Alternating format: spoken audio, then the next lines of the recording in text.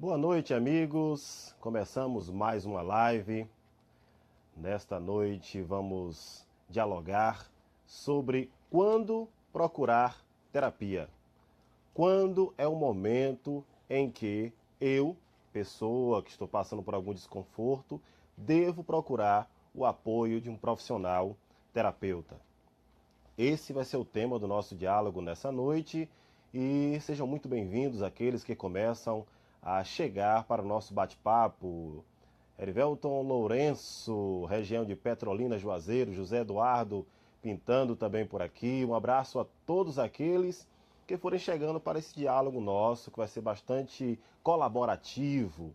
Então você que está aí acompanhando essa live pode também colaborar, sugestionando, né, dando sugestões, dando informações, perguntando, né? Então você pode participar desse nosso bate-papo. Cisílio sempre presente. Esther Beata Silva, um abraço, querida. Um abraço a todos os amigos e amigas, independente de onde estejam, acompanhando esta live nessa oportunidade. Eu sou, para quem não conhece ainda, Joanildo Silva, moro em Itaberaba, na Bahia, e trabalho como hipnoterapeuta. Sou formado pela Omni e atendo as pessoas que nos procuram no nosso espaço de atendimento. Nessa oportunidade, nessa noite, nós vamos falar justamente sobre isso. Quando devemos procurar terapia? Então, você que é leigo no assunto, você que não trabalha ainda nessa área terapêutica, você vai entender quando é o momento que nós percebemos que há necessidade. Já fui locutor sim, viu? O Erivelton Lourenço pergunta se eu sou locutor. Já fui locutor sim, Erivelton. Já trabalhei nas emissoras de rádio aqui da minha cidade. Hoje não estou mais no rádio, mas já fiz parte da equipe das rádios locais. Um abraço, Eliane Brito, Danilo de Paula. Pois bem, continuando aquele raciocínio, quando é que nós percebemos que há necessidade de se buscar um apoio, uma ajuda? E aí, obviamente, de um profissional. Na escola de psicanálise qual frequento, se fala sobre uma escuta qualificada. Veja, uma escuta qualificada. Ou seja, você não vai contar seus problemas para qualquer um. Você vai procurar alguém que possa lhe dar um auxílio, uma ajuda. E essa pessoa tem que ter uma escuta qualificada. Um abraço, Daniel, hipnólogo, Danilo de Paula também. Um abraço, meu querido. Aprendo muito com vocês. Júlio César. Um abraço, Júlio César, o esposo da Gilmara. Um abraço. Um abraço para toda a família. A que eu tenho um carinho muito grande, por sinal. Pois bem, quando devemos procurar esse auxílio? Quando devemos procurar um profissional que possa dialogar conosco e nos ajudar a enfrentar o que naquele momento, para nós, é difícil. Às vezes até quase que intransponível. Um obstáculo que se torna maior do que de fato ele é. Então, esse diálogo desse momento será justamente para isso, estabelecer o que seria um parâmetro, um referencial que vai sinalizar de que a pessoa precisa de auxílio, precisa de ajuda. Um abraço, Adílio Brito, Miriam. Um abraço, Miriam, um abraço, Adílio, um abraço, César, em Rui Barbosa. E a todos os amigos e amigas que forem, portanto, comparecendo a esse nosso bate-papo. A live começa, portanto, sempre na quarta-feira, às 21 horas, horário de Brasília. Então, tomamos como referência o horário de Brasília, justamente porque há estados da nossa querida federação que não aderiram ao horário de verão. Então, em função disso, para que nós possamos ter um horário como referência, tomamos o de Brasília. Não somos os únicos a fazerem isso, então, nesse sentido, acaba contribuindo para que todos entrem no mesmo momento, todos possam, no mesmo período de tempo, no mesmo espaço temporal, acompanhar o nosso diálogo. Vamos lá? Cláudia, um abraço, Cláudia. Nida, um abraço, Nida Santos. Pois bem, a vida do ser humano, como diria a própria filosofia existencialista, é uma vida de sofrimentos. Viver é padecer as coisas da própria existência humana. Eu falei em filosofia, lembrei aqui, chegando a nossa querida Bianca Coutinho, que contribuiu muito para a nossa formação na faculdade, na época da graduação em filosofia. Pois bem, quando o sujeito se percebe humano, ele começa a sofrer, certo? parece que essa fala é um pouco derrotista para alguns que não acompanham de perto a filosofia, mas é altamente existencialista. O que leva o sujeito a não sofrer? Primeiro, a ignorância, né? Então, se ele não tem conhecimento do que é sofrimento, logo ele não sofre, ou pelo menos não identifica o seu sofrimento. Então, uma pessoa que não sabe quanto ele vale quanto profissional, o que vai ocorrer? No momento em que ele começar a ganhar pouco, ele não vai sofrer, porque ele acha que aquilo é o suficiente, paga as continhas dele, tá ótimo, maravilhoso. Aí um dia, quem sabe, ele se desperta e percebe que o patrão o explora. Pensamento altamente marxista, né? Mas isso ocorre. Quando ele percebe que ele é explorado e que alguém se beneficia do suor dele, ele passa a sofrer. Percebe? O conhecimento liberta, mas também o coloca numa condição de reflexão, e essa reflexão sobre a realidade, obviamente, pode despertar um certo desconforto e um certo sofrimento. Um abraço, Priscila, grande Priscila, no Rio de Janeiro, Regiane Barbosa, aqui em Itaberaba. Pois bem, então nós somos humanos. O fato de sermos humanos nos leva a essa condição de existência, e essa existência, ela pressupõe consciência. Essa consciência não só da realidade que nos cerca, mas também da nossa condição. Então eu sei que eu terei um período de tempo na Terra e um dia esse meu período de tempo vai acabar. Ou seja, eu vou morrer, como todo mortal. Pronto, isso pode me levar a uma angústia, isso pode me levar a um sofrimento, isso pode me levar a um desconforto. Natural, todo ser humano, por ser mortal, tem medo da sua mortalidade. Até Sócrates, que se conduziu àquela condição ética, né, foi em função da ética que ele se colocou naquela condição onde ele foi vitimado. Lembra do julgamento de Sócrates, depois ele morre? Pois bem, ele também teve em algum momento medo de morrer. O Cristo do Evangelho, que veio para a remissão dos pecados, lembra da história cristã que está lá na Bíblia? Em algum momento ele também teve medo de morrer. Isso você vai perceber, por exemplo, lá no Getsemane, ou naquele jardim onde ele estava com os seus discípulos. Então, a existência humana leva essa condição do sofrimento. Sofrimento pela mortalidade, sofrimento pelo fato de que a carne sente em si as dores de estar vivo. Pronto, essa é uma condição natural. É claro que essa fala é altamente filosófica, né? Parte do pressuposto da filosofia existencialista. Mas vamos pensar então o cidadão comum que está vivendo em sociedade e que em algum momento se percebe desconfortável nessa sociedade.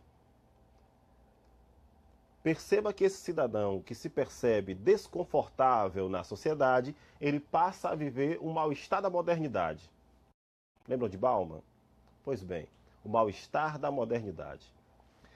Houve um período na história humana onde as pessoas sofriam, e lembra que Freud dizia que era a histeria, né? Então as mulheres principalmente passavam pela histeria, então existia todo aquele pensamento que foi construído e que deu origem até à psicanálise, depois obviamente ela também se modernizou, mas aquele pensamento era basicamente em função de um sofrimento humano que foi percebido, foi estudado, e as ciências começaram a perceber que o ser humano sofre não só na carne, de forma física, mas ele sofre também de forma psíquica, ou seja, a mente dele também sofre.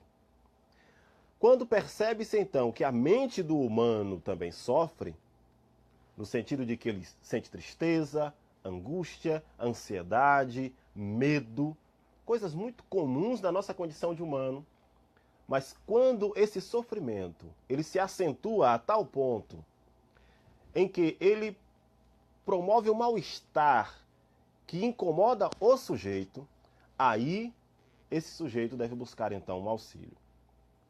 Vamos pegar um caso como exemplo.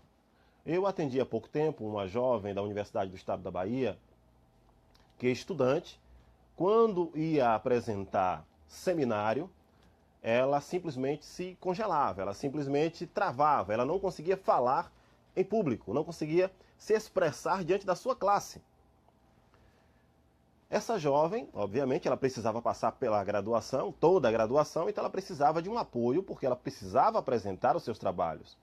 Pois bem, ela nos procurou, fizemos um trabalho com ela em 3 sessões, se eu não estiver enganado, 3 sessões. E nesse trabalho que nós fizemos, ok, o mal-estar na civilização, isso e o futuro de uma ilusão. Ótimo pela referência, viu? Pois bem, então, nesse trabalho que nós fizemos com ela, trabalhamos justamente essa insegurança e esse medo de falar em público. Quando fizemos isso, ela correspondeu positivamente ao tratamento e logo em seguida, na segunda semana, na terceira semana, ela já estava apresentando seus trabalhos em faculdade. Perceba que houve um momento onde ela percebeu que o fato de não conseguir falar para as pessoas a incomodava. Óbvio que quando ela pensava em falar para as pessoas, isso lhe provocava não só um desconforto, mas também um sofrimento. Esse sofrimento a levou a buscar um auxílio. Então, quando é o momento que eu devo buscar uma terapia?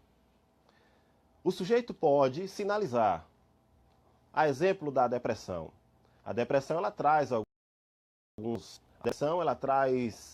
alguns sinais. Soren Kierkegaard, em Temor e Tremor e Desespero Humano, uma obra também da filosofia, ele vai dizer que há o hermetismo. O que é o hermetismo? O hermetismo é o isolamento. Quando o sujeito começa a ficar hermético, ou seja, quando o sujeito começa a se isolar, é sinal de que ele precisa de um apoio, ele precisa de uma ajuda. Aí, obviamente, talvez ele mesmo não tenha percebido ainda que ele precisa de ajuda. É onde o familiar deve perceber, identificar, olha, fulano está ficando muito tempo no quarto, fulano não sai mais com os amigos, não passeia mais, fica sempre trancado, sempre recluso, não sai de casa. Esses sinais, como diria Soren Kierkegaard, é justamente os sinais de que ele está se tornando hermético, ele está se tornando um solitário, um isolado. Esse isolamento vai levar ao que nós chamamos de depressão. Porque ele começa a desinvestir na vida. Ele começa a não investir mais nas coisas externas. Ou seja, eu não vou sair. Sair para quê? Brincar com os colegas para quê? Sair para passear, qual motivo? Ou seja, perceba que o mundo externo já não é para ele tão atrativo. Então ele começa a buscar, digamos assim, a atenção do mundo interno. Nesse mundo interno, ele começa a encontrar com os seus fantasmas, com a sua dor, com a sua solidão, com o seu isolamento. E ele começa então a entrar em sofrimento psíquico e uma possível depressão. Soren Kierkegaard, nessa obra, por exemplo, ele vai dizer o seguinte, que a depressão ou esse isolamento, ele é um sinal. E esse sinal, nós temos que ter muito cuidado, porque esse sinal é um sinal que pode levar a consequências bem mais sérias. Ou seja, se o sujeito se isola, se o sujeito não participa socialmente, ele pode apresentar um quadro tão complexo que ele possa até desinvestir-se da vida, se desligar, se desconectar da existência dos demais humanos. Ele pode partir para um suicídio.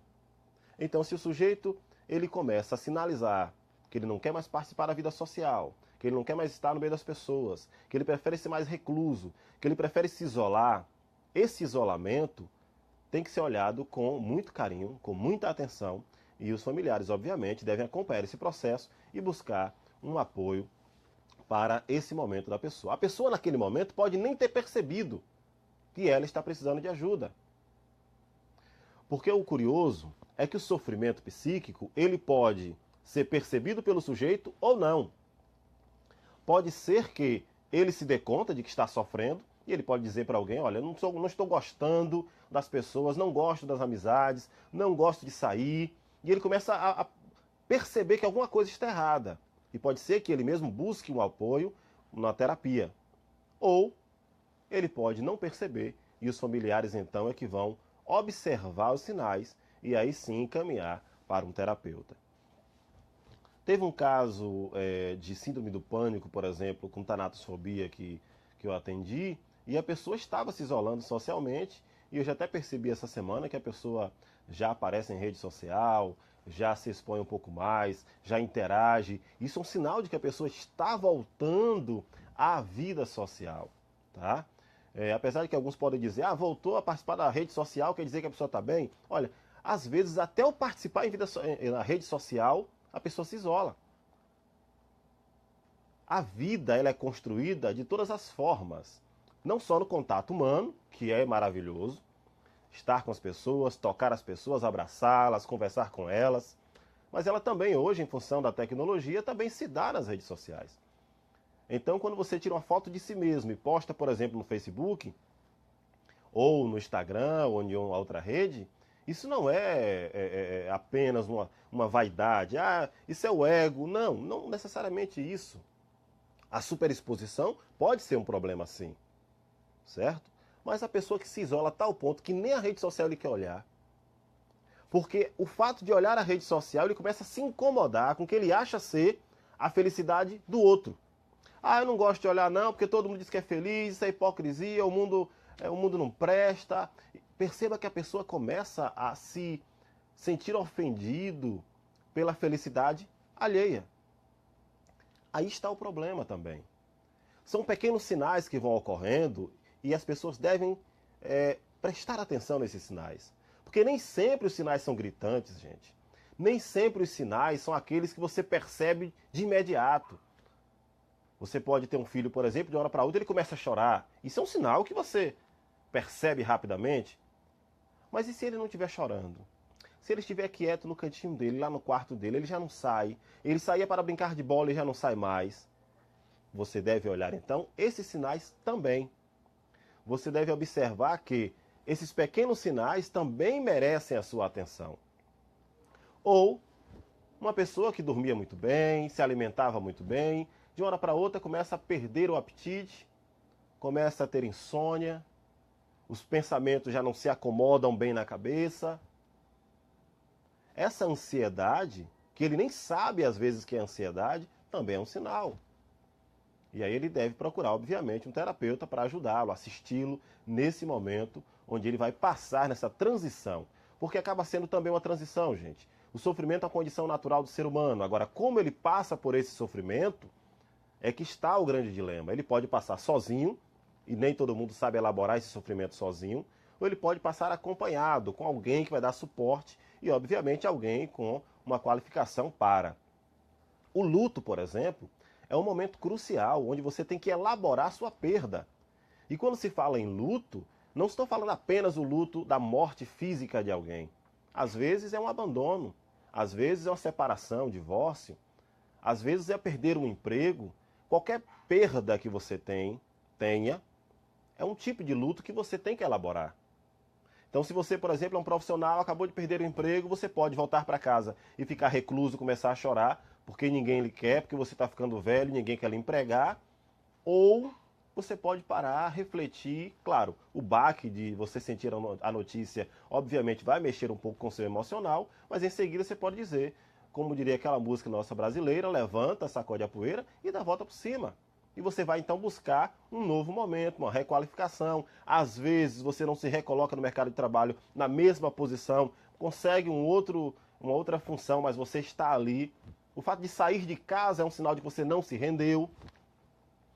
Então perceba que como cada um elabora seu sofrimento é uma questão muito subjetiva de cada um. Tem pessoas que se divorciam, no outro dia saem para ter um papo, tomar uma cerveja. Outros se divorciam, ficam enclausurados em casa e começam a chorar. Perceba que cada um elabora esse sofrimento de uma forma. E o terapeuta no espaço, ele também deve perceber, na hora que a pessoa chega na sua clínica, quais são os sinais do que ela de fato sente. Porque às vezes a pessoa sinaliza um sentimento e esse sentimento nem sempre ele é verdadeiro. Perceba o que eu estou dizendo. Não é que a pessoa está mentindo para o terapeuta. Não. Ele está verbalizando o que ele acredita ser o sofrimento. Mas nem sempre o sofrimento é de fato aquilo que ele pensa ser.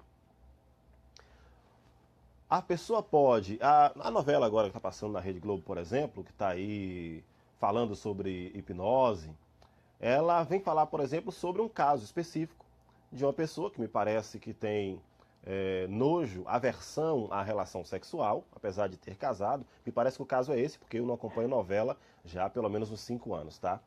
Então me parece que a pessoa tem aversão à relação sexual, apesar de estar casada. Então, o que ela tem a princípio é um nojo. Nojo ou aversão. Esse é o sentimento que ela consegue identificar. Ok, ela vai, vamos supor, buscar terapia, como na novela está buscando terapia com o hipnoterapeuta. E esse terapeuta, ele tem que ter esse olhar clínico para perceber que o sentimento que ela sinaliza necessariamente não é o que de fato ela passa. O que ela consegue expressar, verbalizar de forma consciente é o nojo, a aversão. Mas o que é que está por trás desse sofrimento?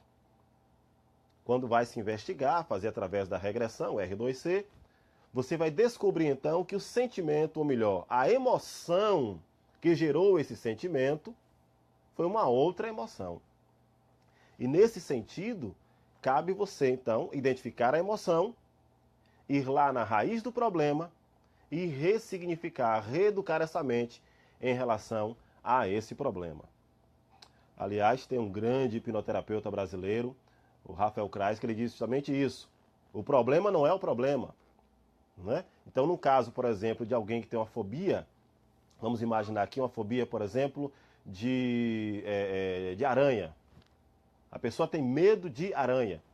O terapeuta ele pode, de forma desavisada, imaginar que o problema todo é o medo e chegar e fazer uma sessão apenas em relação ao medo. Ou ele pode ser uma pessoa mais atenta e perceber que na história da pessoa, o medo da aranha é o... Tudo bem que é o que levou a pessoa à clínica, mas existem questões mais complexas. E aí ele vai investigar o passado e descobre que em vários momentos houve medo, ele se refugiou de outras coisas, e aí sim o terapeuta, com um olhar bastante aguçado, consegue vir resolvendo vários problemas e não um apenas. A Miriam diz, mas essa fase do luto que tem que ser vivida tem que ser experienciada pelo sujeito. Ok, com certeza, Miriam. A pessoa deve vivenciar o luto. Gente, olha, o sofrimento, ele é parte da nossa existência.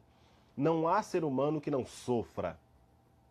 O grande problema, um dos grandes problemas da sociedade contemporânea é fugir do sofrimento. As pessoas não conseguem lidar com o fato de que elas vão sofrer. As frustrações são parte da nossa existência. Um aluno ele perde de ano, você pode perder um emprego, uma mãe pode perder um filho, você pode perder um dinheiro na rua, qualquer coisa pode acontecer. Você pode ficar doente, perder a saúde, essas coisas acontecem. Agora, como você vai elaborar na sua mente esse luto, essa perda, é que é a grande questão. Uma coisa simples, como por exemplo, não ir para uma festa, é um pequeno luto. Todos os meus amigos vão, eu não consigo ir. Por que não? Hoje eu estou sem o dinheiro, meu pai não tinha para me dar. Esse pequeno luto, por menor que seja, por mais simples que pareça, pode ser para um jovem motivo de uma grande tragédia. Ele pode se achar o pior dos seres humanos porque ele não tinha condições de se colocar naquele ambiente onde os seus pares, os seus iguais estavam. Perceba que essa elaboração do sofrimento, ela é muito individual. Cada um tem seu modo de elaborar esse sofrimento. Sem dúvida, geração floco de neve. Mexeu, derreteu. Né? Mexeu, começa a derreter, começa a sofrer. A nossa geração não consegue passar e lidar bem com o sofrimento. O sofrimento, na fase da Idade Média, por exemplo, era muito atribuído, e ainda hoje nós temos muita gente que fala isso, atribuído à divindade. Então, você sofre porque Deus quer. Deus quer assim. Né? Então, as pessoas eram mais resilientes. É claro que eu não estou pregando aqui a resiliência ao sofrimento. Eu estou apenas dizendo que, quanto ser humano, o sofrer é uma condição nossa. Boa noite, Daniel Oliveira. Daniel Oliveira lá do Ceará. Grande amigo, também hipnoterapeuta, também faz parte do Instituto Brasileiro de Hipnose, do qual também sou associado. E os colegas, portanto, que fazem parte do Instituto, um forte abraço. Então, o sofrimento é uma condição natural. Agora, como é que esse sujeito passa pelo sofrimento é a grande questão. Hoje a rede social ela tem levado uma superexposição do sujeito, então o sujeito ele sofre também, por, às vezes, lidar com essa necessidade de estar feliz. O interessante é que na época de Freud, as pessoas sofriam, principalmente questões sentimentais e sexuais, os transtornos que haviam na época, e hoje as pessoas sofrem principalmente em função da angústia da depressão. E a depressão às vezes também nasce de uma extrema necessidade de felicidade. Não estar feliz não é o oposto, digamos assim. Né? Não estar feliz não quer dizer estar sofrendo. Porque também há uma questão comercial, e aí, nesse sentido, o capitalismo fez um desserviço à população, quando o capitalismo, a partir do rompimento da Idade Média, por volta de 1500 a 1600, para quem faz história como eu, por exemplo. Isso, um abraço, meu querido. E então, para quem faz história, por exemplo, sabe que a partir de 1500 aproximadamente, você tem as grandes expedições, principalmente de Portugal e Espanha, né? Então você tem a abertura do mundo para os mercados, para o capitalismo, o consumo. Ok, a partir daí, claro que de forma não tão bem elaborada, mas a partir daí começa a se pensar que é possível sim ser feliz tendo as coisas. E obviamente o marketing, ele se vale muito disso, no sentido de dizer para você, você será feliz se você comprar um carro. Você será feliz se você comprar uma casa. Você será feliz quando você casar. E você vai sempre colocando a felicidade para depois, sempre postergando a felicidade e colocando ela para fora de si. Quando você faz isso, obviamente, essa felicidade não está dentro de você. Não estando dentro de você, você começa a querer entender o seguinte: então eu não sou feliz? A felicidade, ela é colocada em objetos que você deseja ter. O celular, por exemplo, mais novo, você ainda não tem? Se você ainda não tem, então você não é feliz. Eu não sei se vocês estão lembrados de um comercial de um carro, uma determinada marca específica, que dizia o seguinte: você não pode ter esse carro porque você é um bicho. O comercial dizia exatamente isso. Você não pode ter esse carro porque você é um bicho. Então eu fico pensando na cabeça do consumidor que em casa dizia o seguinte: eu não tenho esse carro. Se ele não tem esse carro, logo ele se sente o quê? Um bicho. Ele se sente alguém que está fora do convívio social. Ele se sente alguém que não é humano por não ter. E isso leva ao sofrimento. Então esse tipo de propaganda, esse tipo de comercial faz um desserviço à comunidade, porque leva o sujeito que é mais aberto a essas sugestões externas, a interiorizar que ele sofre porque ele não tem aquilo que lhe é oferecido. Nós sabemos que o nosso país é extremamente desigual, e em função de ser desigual, nem todos têm as mesmas coisas ou acesso às mesmas coisas no mesmo tempo. Então você tem, por exemplo, um jovem de classe média que se forma talvez aos 20, 22, 23, 24 anos, talvez na universidade. Você tem um jovem de classe pobre, geralmente negra, que vai se formar na mesma universidade talvez aos 30 anos. Perceba a diferença? Ou talvez aos 40 anos. Então, por ser desigual, essa pessoa passa a sofrer. Porque ele passa a perceber que os outros têm o que ele não tem. E aí nós tiramos a felicidade de uma coisa muito mais interior. Por que você é feliz? Eu sou feliz porque eu estou satisfeito comigo mesmo. Isso não quer dizer que eu estou satisfeito com as coisas que eu tenho ou não tenho. Eu estou satisfeito com o que eu sou. E o grande problema é esse. As pessoas não conseguem dar valor ao que elas são. Elas dão valor ao que elas têm ou não têm. Então, o mundo capitalista leva as pessoas a essa supervalorização das coisas. E aí, se eu não estiver enganado, Hannah Arendt vai dizer: nos tornamos então objeto do objeto. Então você não usa mais um aparelho de telefone celular. Você é praticamente objeto do objeto. O telefone celular lhe pertence, mas você também pertence àquele objeto. Tanto é que se ele estiver descarregando, você fica louco. Se você estiver fora da rede social, você enlouquece, porque você agora pertence ao objeto. E nesse sentido, quando a felicidade está fora de si, está em outra coisa, é uma heterofelicidade, ou seja, a felicidade está fora de si, esse sujeito então sofre muito mais. Os nossos jovens, eles estão extremamente expostos a esse modelo social que leva, então, a esse sofrimento. Porque o jovem cresce desejando ter as coisas. O problema é que a cada dia ele vai projetando essa felicidade em coisas que em 6 meses já não servem mais, porque surge um modelo novo, e os pais não conseguem acompanhar, então, esse consumo, e esse filho, então, entra num quadro de tristeza, o hermetismo, e posteriormente talvez uma depressão. Por quê? Porque ele exteriorizou essa felicidade. Essa felicidade não está dentro de si, está sempre uma coisa fora dele. Ele projeta para fora de si e ele começa a sofrer. Vanderly, o nosso querido Vanderly, que infelizmente não está mais conosco, ele dizia que românticos sentem a felicidade no outro. Né? A felicidade está no outro. Então, às vezes, a felicidade é projetada em outra pessoa. E aí nós temos um problema sério, que é essa coisa de fulano é meu. Eu sou, fulano me pertence.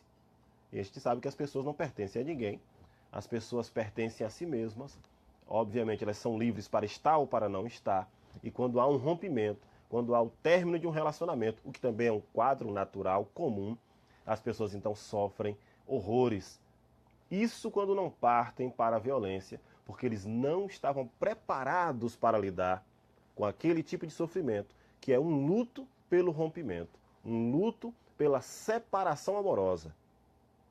O primeiro luto que o ser humano enfrenta é quando ele perde o lar chamado útero. Ele é tirado à força do útero materno, depois é colocado nos braços de mamãe, como diria nosso querido Everaldo Mendes, e quando ele perde o seio de mamãe, já por volta aí, quem sabe, do 6º mês de vida, ele passa pelo segundo luto.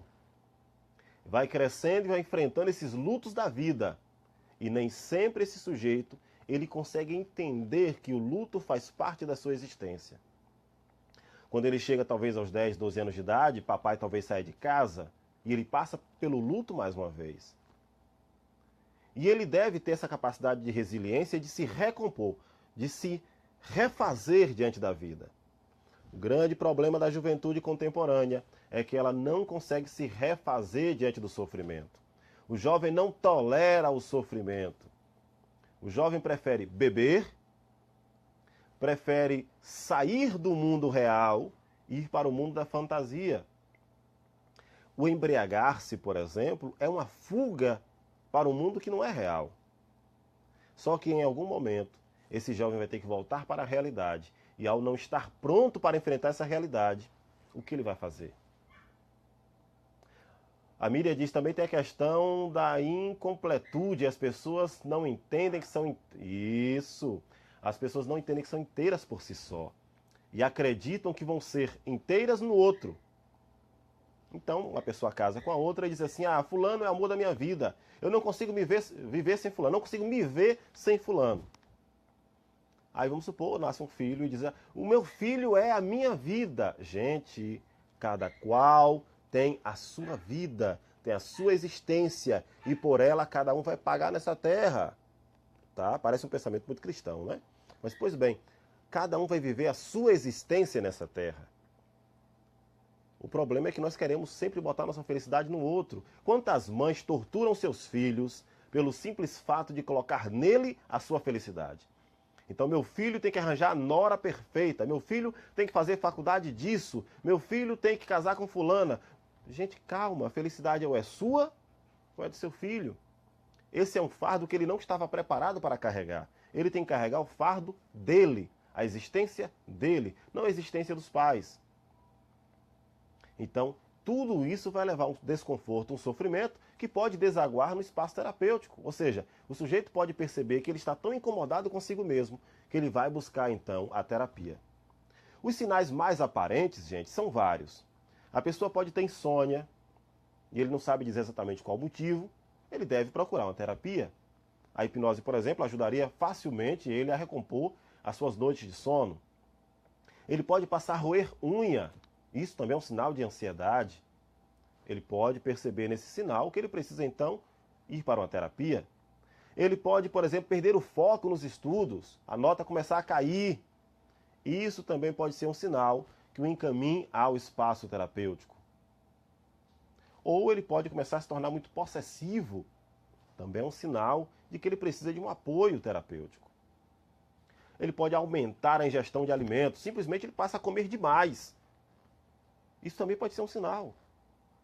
Então é importante que o familiar e o próprio sujeito também tenha essa percepção do que pode sinalizar de que ele precisa de um auxílio terapêutico. Agora, é importante também dizer, gente, o seguinte: vamos esquecer aquele pensamento preconceituoso na época da ditadura militar, principalmente, porque naquele período, por exemplo, toda e qualquer pessoa que não era do interesse do regime ou que não fazia o que o regime queria, bora para os hospícios. Toda e qualquer pessoa que a família entendia que não está andando do jeito que ele quer, manda internar. E começou a criar um estigma, começou a criar uma imagem extremamente negativa de que a pessoa que busca terapia é louco. E não é não, viu? A pessoa que busca terapia, ele apenas quer estar bem consigo mesmo. Aliás, a terapia proporciona o autoconhecimento. Existem linhas terapêuticas fantásticas. A exemplo, por exemplo, da psicanálise para autoconhecimento. A hipnose é uma possibilidade de terapia com resolução mais imediata. Então, se o sujeito tem um quadro de insônia, se o sujeito tem um quadro de depressão, se o sujeito tem um quadro de síndrome do pânico, a hipnose é extremamente eficiente, extremamente rápida para dar solução. A terapia ela pode ser usada e o sujeito necessariamente, ele não é louco. Ele apenas está em desconforto consigo mesmo. Eu posso acordar de manhã e dizer assim, olha, eu não gosto daquele trabalho, não gosto daquele lugar que eu estou. Isso pode provocar em mim um desconforto. E naquele momento ele pode buscar um apoio terapêutico. Um abraço, Eliana de Jesus, boa noite, parabéns pela aula, obrigado. Felicidade individual, temos que fazer aquilo que nos satisfaz, sem dúvida, Eliane Brito.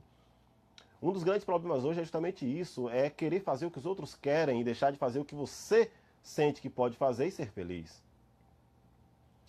Então, esse é um dos problemas. A sociedade hoje está ditando o que as pessoas devem fazer. Aliás, não é difícil você encontrar no Facebook, por exemplo, frases extremamente desagradáveis do que as pessoas entendem que os outros devem fazer. Faça com a sua vida o que você quer fazer com a sua vida, mas deixa a vida do outro quietinha lá, tal, que ele vai ser feliz do jeito dele. Cada um é feliz do seu jeito. E a terapia ajuda o sujeito a ser feliz do seu jeito, a se encontrar. E se por algum motivo nessa caminhada da vida, porque isso faz parte da nossa existência, se em algum momento ele perceber que está perdendo o caminho, ele pode buscar a terapia e se reencontrar. Quando você faz uma sessão de regressão, o sujeito tem a possibilidade de se encontrar com aquele eu infantil que talvez tenha sido a vítima do trauma. E naquele momento ele se reconcilia. Naquele momento ele perdoa o seu agressor até, perdoa a si mesmo também pelas várias vezes que ele se penitenciou. E a partir daquele momento ele passa a ter uma nova vida. Ele passa a ter uma nova interpretação da realidade. Ele passa a ter a esperança de ser feliz. Porque perceba, gente, a felicidade é apenas um sonho. A felicidade quanto existência concreta, ela não existe. Você tem momentos felizes. Agora, felicidade quanto plenitude, e aí essa ideia de felicidade quanto plenitude é a felicidade proposta pelo marketing. Se você está achando em casa aí que você, eu sou plenamente feliz, não existe felicidade plena, existem coisas que te trazem alegria, coisas que te trazem felicidade no sentido de eu estou bem agora, mas daqui a pouco eu posso estar insatisfeito com algo. Mas isso também é natural. Então nosso bate-papo hoje é principalmente no sentido de entender até onde a nossa existência ela está vivendo na sua chamada normalidade e quando eu devo buscar um apoio, um auxílio, uma escuta qualificada, um terapeuta para que possa me orientar, para que ele possa conversar comigo, para que ele possa atuar numa linha terapêutica que resolva uma demanda, um problema que eu tenho, que pode ser uma fobia, pode ser um momento de estresse, pode ser um problema de desempenho sexual, pode ser falta de libido, pode ser tantas coisas, o vício do alcoolismo, o vício nas drogas de modo em geral. O sujeito pode também, através da hipnose, simplesmente conseguir abandonar esse mau hábito, seja ele o cigarro, drogas aí, ou a própria bebida, que também não deixa de ser uma droga. E a juventude, por sinal, tem entrado nesse tipo de droga muito cedo. Entrando muito cedo, obviamente, ele pode perder o controle também muito cedo. Basicamente, nosso bate-papo é por aí, nesse caminho, para mostrar às pessoas que a terapia é uma forma bastante interessante e você, obviamente, poder viver muito melhor. Todas as quartas-feiras estaremos por aqui fazendo esse bate-papo. Um abraço, Sônia, José, Arilton também. Sempre por aqui batendo papo, falando sobre terapia, falando sobre hipnose. Nós atuamos com hipnoterapia aqui em Itaberaba, sempre ali no Pro Center, Shopping, a Rua Luiz Fernando de Serra, segundo piso, sala 27. Lembrando que nós somos hipnoterapeutas formados pela Omni, uma das mais bem conceituadas instituições de hipnose do mundo. Ela que foi fundada em 1979 e está em mais de 20 países. E chegou ao Brasil e eu tive o privilégio de ser o único baiano nesse curso no Rio de Janeiro. E sou um dos 6 hipnoterapeutas Omnis aqui na Bahia. Então, na Bahia nós temos 6 hipnoterapeutas Omni e eu sou um dos 6 que está aí, portanto, trabalhando com essa linha terapêutica, com um protocolo extremamente eficiente que ajuda você a resolver o seu problema, na maioria dos casos, em apenas uma sessão. Parece mágica, mas não é. Você, para resolver o seu problema psíquico, basta apenas você querer. Ao procurar um apoio, você consegue, sem sombra de dúvida, resolver essa demanda e, obviamente, você vai ter o apoio de um profissional muito bem formado, que vai dar para você a linha terapêutica necessária para que você supere essa fase e passe para a próxima fase da sua vida, uma fase de mais alegria, uma fase de mais satisfação consigo mesmo. Na próxima quarta-feira, portanto, nesse mesmo horário, sempre às 21 horas, estaremos de volta, batendo papo com todos vocês sobre hipnose e os temas correlacionados. Um abraço, Daniel. Um abraço, Cleide, grande Cleidinha. Um cheiro. Um abraço à filhota também, tá bom? A todos uma boa noite, gente. Fiquem com Deus e até a próxima semana, se Deus quiser.